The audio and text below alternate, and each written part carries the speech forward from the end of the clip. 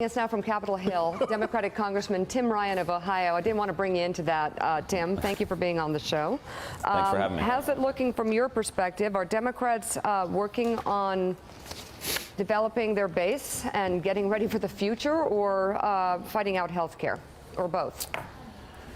Well, hopefully both. I mean, healthcare is a real opportunity for us to show that Trump has really gone back on so many promises that he made during the campaign. I think this particular healthcare bill will go down as one of the great flip-flops in political history, right up there with read my lips, no new taxes. I mean, the promises that President Trump made in places like Ohio about healthcare and jobs, and then turns around and is going to actively support this healthcare bill is ridiculous. The head of the Ohio Hospital Association just said that this is going to cost us about 1 million people who will lose their health care, and about 25% of hospitals in Ohio will close. That's in rural areas that Trump was in there campaigning and making a lot of promises. So this is a platform for us to say this is wrong and why we're better. Okay. Congressman, it's Willie Geist. Just more generally in Youngstown and the areas, the people you talk to there in Ohio, how are people feeling, people who voted for Donald Trump, about him 50 days in? Obviously, this health care is part of it. If they lose their health care because of something he leads, they'll be upset with him. But are they still with him generally? I think, you know, as of the last few days, I think there was a wait-and-see approach for a lot of people that did vote for him. Obviously didn't like his behavior. They don't like the tweeting. They don't like the chaos. They want him to get focused. But now with the health care bill, Willie, I think things are going to start to turn, because the facts are the facts, and the fact that 1 million people in Ohio will lose their health care because of this. Those 50-year-old men or women are going to get so hammered by this health care bill, it's not even funny. Now, Obamacare wasn't perfect. We could fix a lot of things in there, and we should. But if you're 50 years old in Ohio getting health care, they used to be able to only charge you 3-to-1 to everyone else in the plan. Now they're going to be able to charge you 5 times more than the person in the plan. The subsidies aren't going to connect. These people are going to get hammered, and that's going to start hitting the ground as this healthcare debate happens, and he's over there tweeting, and they're going to say, wait, where was the guy who was supposed to be advocating for us? Right. Congressman, what do you think the motives are of the architects of the Republican health care plan?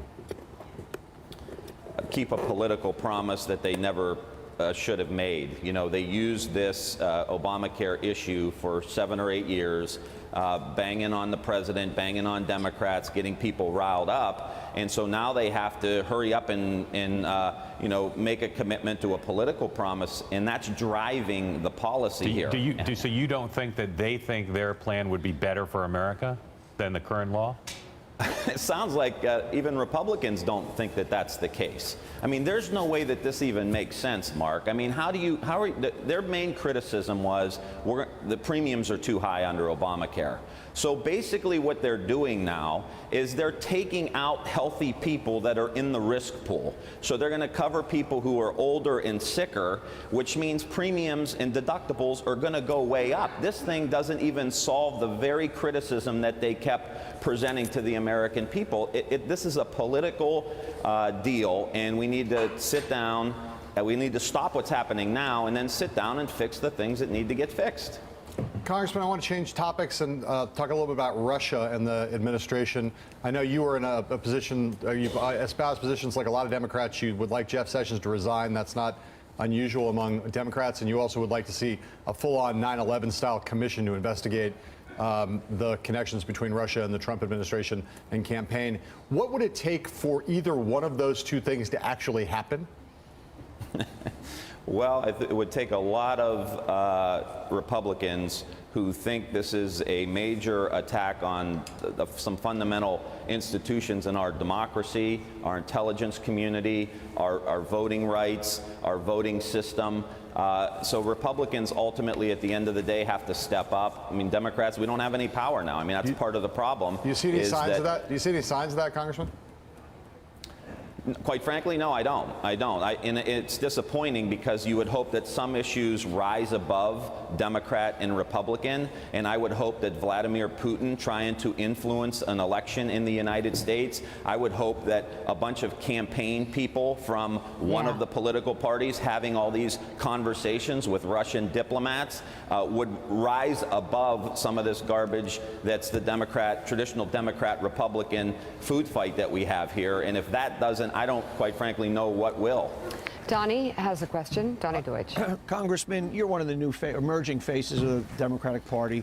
I'm a brand guy, and there's been a lot written about the Democratic Party kind of losing its way. How would you define the Democratic brand right now? If I was going to say to you, the Democrats stand for X, what is your brand right now? Providing opportunity to working class people, you know, black, white, brown, gay, straight. If you're a working class person, if you take a shower after work, the Democratic Party is the party for you, whether that means you need child care, whether that means, you know, you want health care into your later years through the Medicare program. But we also have to put people back to work, Donnie, and that means rebuilding the country. Yes, part of it's roads and bridges, but it's also, I want the Democratic Party to be the party of the future, and that means laying down broadband lines all over the country and hiring that steel worker or that coal miner to lay fiber. And you hear stories about people up in New York laying Google fiber making $55 an hour. That's a pretty good job. So the Democrats should be pushing, you know, laying these fiber lines and putting people back to work. A smart grid, making sure that those grids are secure and up to date, and moving to a renewable energy economy. There's so much opportunity out in the world now, but Democrats clearly aren't pushing that as much as I would like us to, and I think Republicans are setting us backwards. So we need to be the party of getting working class people back to work. Sounds like what a guy ran on who's in 1600 Pennsylvania Avenue right now. Well, that's the frustration, you know, is that he co-opted a Democratic message, and part of it's the Democrats' fault. I mean, I'm more mad at the Democrats than I am with the Republicans because, you know, we dropped the ball on this stuff. We let our people down, and we better get on the stick, and this health care is an opportunity to kind of reframe it, but we also got to have a positive plan. It can't just be anti-Trump. Yeah, we got to stop this health care bill. What are we going to do for working class people? How are we going to get wages up? How are we going to secure the country? How are we going to provide opportunity for young people? Democrats need to lay that out in a positive way because there's so many exciting things happening out in the world, but the Democrats haven't wrapped our arms around this thing and said, this stuff, the future, what America 2.0 looks like, Democrats are going to drive that agenda for the country. Congressman Tim Ryan, thank you very much. And thanks for checking out MSNBC on YouTube, and make sure you subscribe to stay up to date on the day's biggest stories. And you can click on any of the videos around us to watch more from Morning Joe and MSNBC. Thanks so much for watching.